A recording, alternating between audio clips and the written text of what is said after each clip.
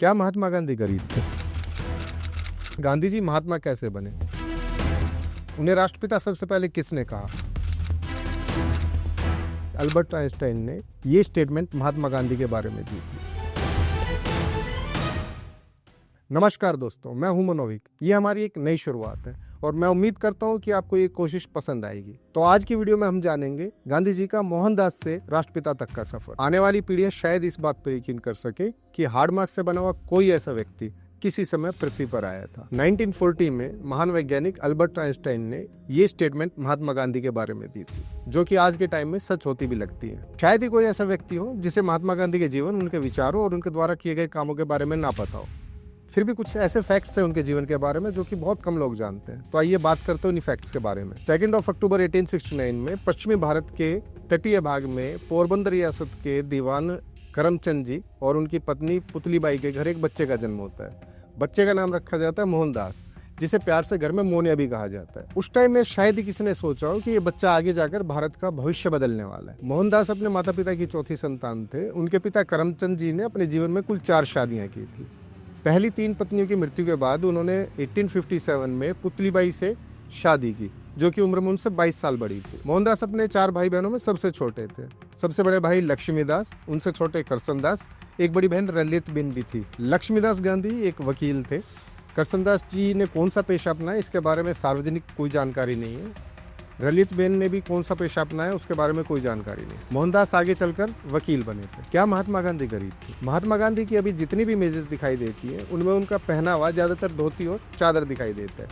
उनका रहन सहन भी काफी आम था। उनके इस पहनावे और उनके रहन सहन को देखकर काफी लोगों ने ये विचार बनाया कि उनका जो फाइनेंशियल कंडीशन थी काफी खराब थी, लेकिन ऐसा नहीं है। आइए हम बात करते हैं उनके फाइनेंशियल कंडीशन के बारे में। जैसे कि पहले हमने बताया था कि महात्मा गांधी के पिता करमचंद जी एक रियासत के दीवान थे। उनके दादा उत्तम चंद भी उसी रियासत के दीवान थे। उस समय दीवान होने का मतलब क्या था, इस बात का अंदाज हम इस चीज से लगा सकते हैं कि आज के समय में किसी स्टेट के सीएम की जो हैसियत होती है, उस समय दीवान की वही हैसियत होती थी। दीवान करमचंद गांधी जी के पास एक अच्छा खासा घर था, सभी सुविधाएं थी, नौकर चाकर थे, अच्छा फर्नीचर था, सभी प्रकार की सुविधाएं उनके घर पर मौजूद थी। तो इस बात से कंफर्म हो जाता है कि महात्मा गांधी जी का जो बचपन था काफी अच्छे ढंग से बीता था। 1883 में महात्मा गांधी की शादी कस्तूरबा गांधी जी से हुई, जो कि उनसे उम्र में 1 साल बड़ी थी। इस विवाह समारोह के कारण 1 साल तक गांधी जी अपने स्कूल नहीं जा सके। गांधी जी ने 13 साल की उम्र में अहमदाबाद के एक कॉलेज से अपनी हाई स्कूल की एजुकेशन पूरी की। उसके बाद 1888 में भावनगर के समलदास कॉलेज से गांधी जी ने आगे की शिक्षा जारी की।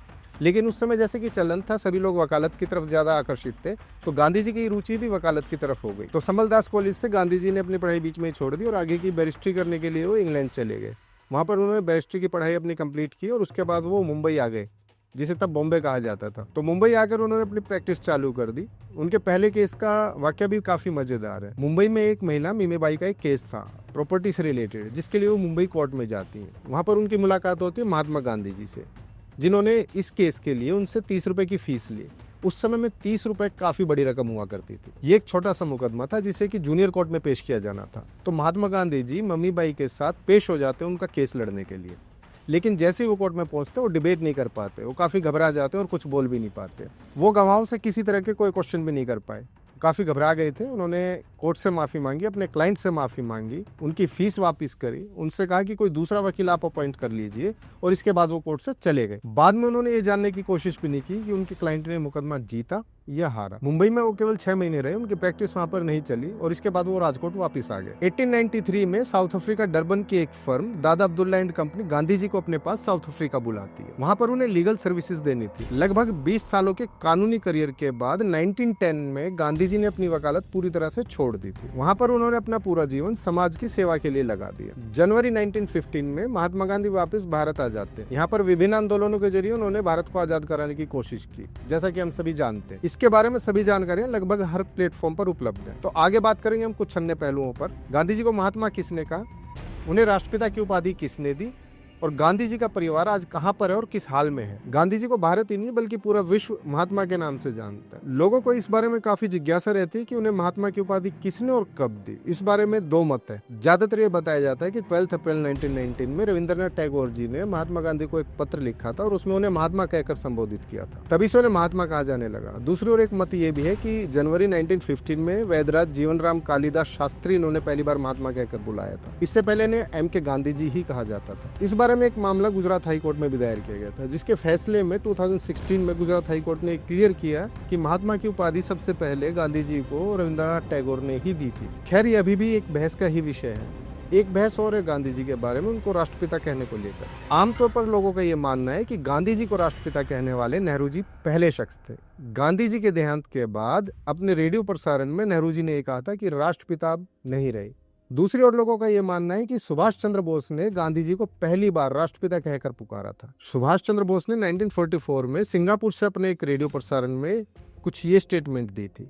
I do not know how many of us वो स्टेटमेंट मैं आपको वर्ड टू वर्ड पढ़कर बताता हूँ। भारत की आजादी की आखिरी लड़ाई शुरू हो चुकी है। यह हथियारबंद संघर्ष तब तक चलेगा जब तक ब्रिटिश को हम देश से उखाड़ नहीं देंगे। थोड़ी देर रुककर उन्होंने कहा था, राष्ट्रपिता, हिंदुस्तान की आजादी की लड़ाई में हम आपका आशीर्वाद मांगते हैं। जबकि कुछ आरटीआई के जवाब में ये बताया गया कि कभी भी सरकार के द्वारा या संविधान के द्वारा ऐसी कोई उपाधि उन्हें नहीं दी गई थी, बल्कि ऐसी कोई उपाधि एग्जिस्ट ही नहीं करती है।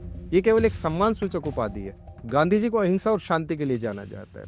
1930 में अमेरिका की टाइम मैगजीन ने उन्हें मैन ऑफ द ईयर का खिताब दिया था। लेकिन आपको ये जानकर काफी हैरानी होगी कि दुनिया भर को शांति का संदेश देने वाले महात्मा गांधी जी को कभी भी जीवन में नोबेल पुरस्कार नहीं मिला। उन्हें कुल 5 बार शांति के नोबेल पुरस्कार के लिए नॉमिनेट किया गया, लेकिन वो कभी भी इसे जीत नहीं सके।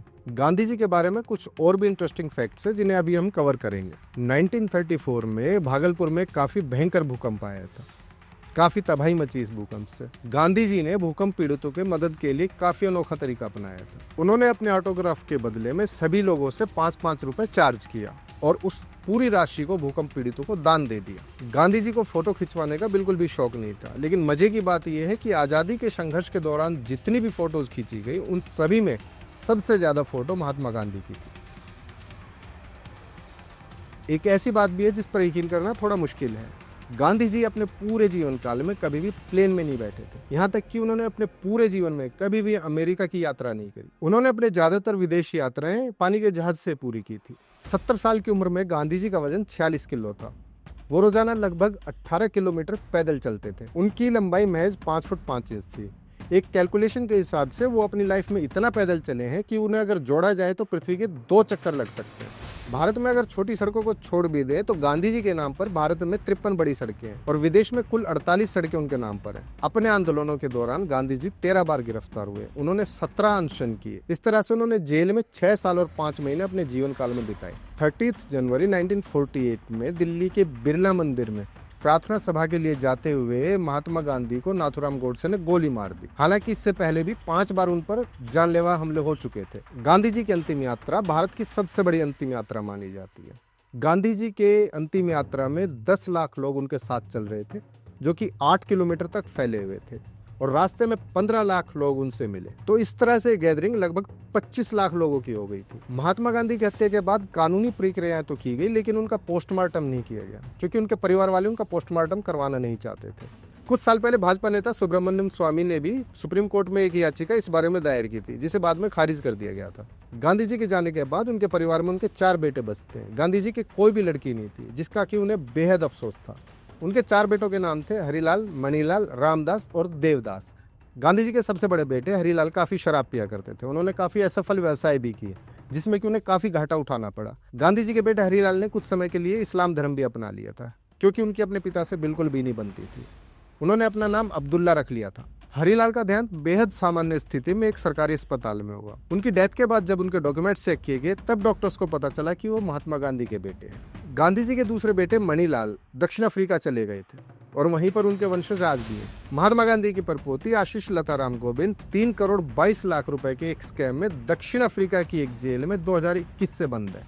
आज गांधी जी के 154 वंशज 6 देशों भारत, दक्षिण अफ्रीका, इंग्लैंड, कनाडा, अमेरिका और ऑस्ट्रेलिया में रह रहे हैं।